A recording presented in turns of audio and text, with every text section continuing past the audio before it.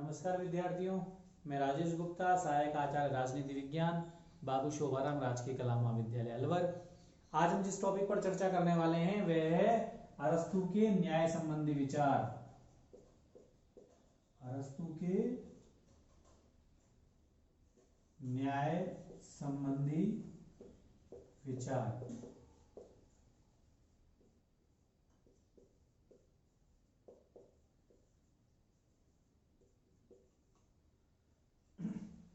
हम जानते हैं कि अरस्तु राजनीति विज्ञान का जनक है। राजनीति विज्ञान में अरस्तु का अपना बहुत बड़ा योगदान है। इस संदर्भ में अरस्तु के न्याय संबंधी विचार हैं वो भी हमारे लिए अति महत्वपूर्ण है। अरस्तु कहता है कि जो राज्य द्वारा जो संविधान तैयार किया जाता है, जो संविधान लागू किया जाता है उस राज्य के द्वारा, वो राज्य में न्याय की स्थापना करता है। अर्थात न्याय की स्थापना उस राज्य के सबसे पहले जो संविधान है, जो संविधान बनाया गया है उस राज्य के द्वारा, शासन के द्वारा, वो उसके ऊपर निर्भर करता है। अरस्तु के अनुसार जो न्याय है उसका जो स्वरूप है वो अति महत्वपूर्ण है।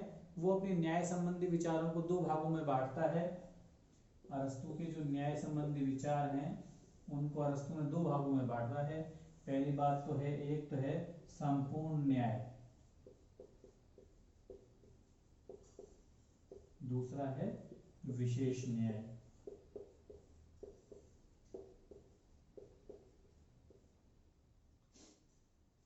यदि हम अरस्तु के न्याय संबंधी विचारों को देखें तो वर्तमान में जो हमारे न्याय संबंधी विचार हैं, जो न्याय संबंधी जो कॉन्सेप्ट है, न्याय का जो अर्थ है, कहीं कहीं उसके पीछे अरस्तु का दर्शन भी हमें नजर आता है। तो अरस्तु ने न्याय संबंधी विचारों को दो भागों में बांटा है, संपूर्ण न्याय और विशेष न्याय। संपूर्ण को सामान्य न्याय के नाम से भी जाना जाता है। सबसे पहले हम जानते हैं संपूर्ण न्याय क्या है, सामान्य न्याय क्या है। अरस्तु के अनुसार सामान्य न्याय का तात्पर्य है नैतिकता के नियम। व्यक्ति को शुभ अशुभ का ज्ञान, अच्छे बुरे का ज्ञान, यदि व्यक्ति को अच्छे बुरे का ज्ञान होगा, नैतिकता के नियम उसे पता होंगे तो वो सही राह पर चलेगा, सही मार्ग पर वो जाएगा, गलत रास्ते से वो बचने की कोशिश करेगा। तो जो सामान्य न्याय का तात्पर्य है अरस्तु के अनुसार वो है नैतिकता के नियम। नैतिकता के नियम अर्थात शुभ अशुभ का ज्ञान,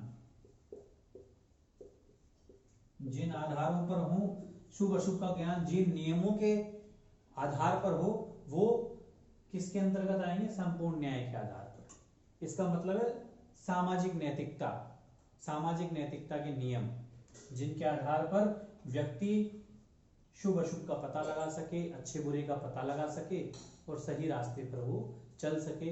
ऐसे जो नियम हैं जो सभी व्यक्तियों के लिए जरूरी हैं वो आते हैं संपूर्ण न्याय में, सामान्य न्याय में।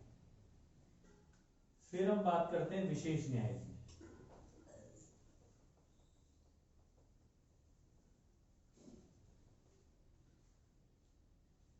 अरस्तु ने विशेष न्याय को दो भागों में बांटा है।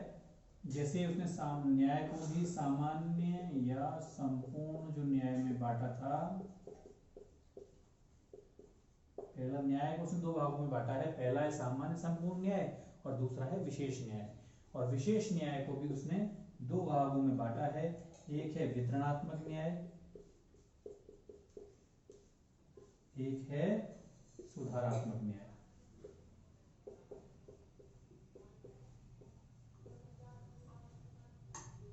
जो वितरणात्मक न्याय संबंधी जो प्रश्न है, कई बार पेपर में पूछ लिया जाता है कि अरस्तु के वितरणात्मक न्याय से आप क्या समझते हैं। ऑब्जेक्टिव जो प्रश्न आते हैं उसमें भी कई बार प्रश्न पूछा जाता है। वितरणात्मक न्याय को आनुपातिक न्याय भी बोला जाता है।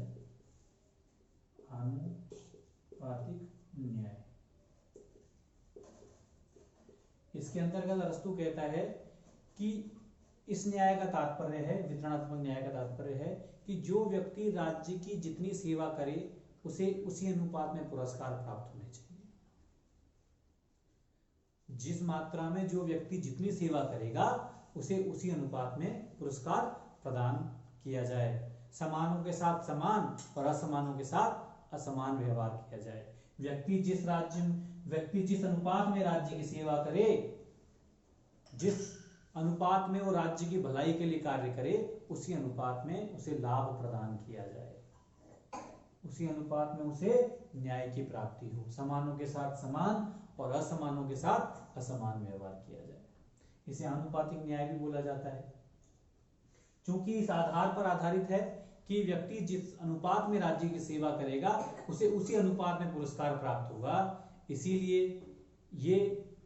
इसे रेखा गणितीय जो अनुपात है, इसके द्वारा यहाँ न्याय का नियम लागू होगा। अर्थात रेखा गणितीय आधार के आधार पर, अर्थात जो व्यक्ति जिस अनुपात में राज्य की सेवा करे, उसे उसी अनुपात में पुरस्कार प्राप्त हो। तो यह न्याय का आधार रेखा गणितीय है और ये विधायन के क्षेत्र में आता है, न्याय का क्षेत्र। दूसरा है सुधारात्मक न्याय। इसका सामान्य मतलब है कि जो अपराधी दंड करेगा, जो अपराधी गलत कार्य करेगा, उसे दंड की प्राप्ति। अर्थात जो अपराधी गलत कार्य करेगा, जो नैतिकता के नियम हैं, जो उनको तोड़ेगा, यदि कोई व्यक्ति अपराधी, तो उसे दंड की प्राप्ति। यहां पर जो न्याय का अनुपात है वो अंकगणितीय अनुपात में होगा। अर्थात जितने उसने गलती की है उसे उतना दंड प्राप्त होगा। यह रेखा गणितीय अनुपात है, लेकिन सुधारात्मक न्याय में अंकगणितीय अनुपात है। व्यक्ति जितनी गलती करेगा उसे उतनी सजा प्राप्त होगी। यहाँ पर दंड का उद्देश्य है अपराधी में भय पैदा करना, सुधारात्मक एक व्यवहार पैदा करना। इसे प्रतिवर्ती न्याय, प्रतिशोधनात्मक न्याय भी कहा जाता है। अरस्तु के अनुसार जो न्याय स्थापित करने के लिए ही राज्य अस्तित्व में आता है।